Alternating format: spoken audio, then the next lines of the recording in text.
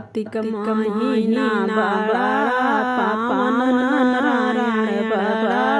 सुंदर नारायण बड़ा सुंदर हो रामायण में तुलसी लगायो तुलसी मामा पूजबै तुलसी मामा पूजबै हो रामायण में तुलसी लगायो तुलसी मामा पूजबै तुलसी मामा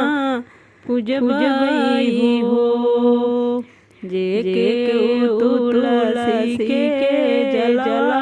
चढ़ाई है तुलसी सुख पाई है तुलसी सुख पाई हो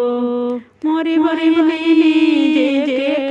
तुलसी के जला चढ़ाई है तुलसी सुख पाई है तुलसी सुख पाई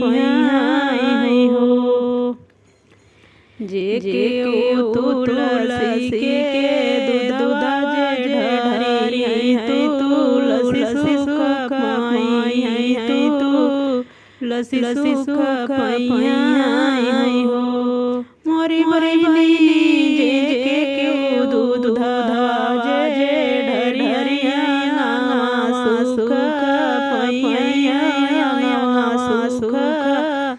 पाई हो जे के तुलसी के फूलवा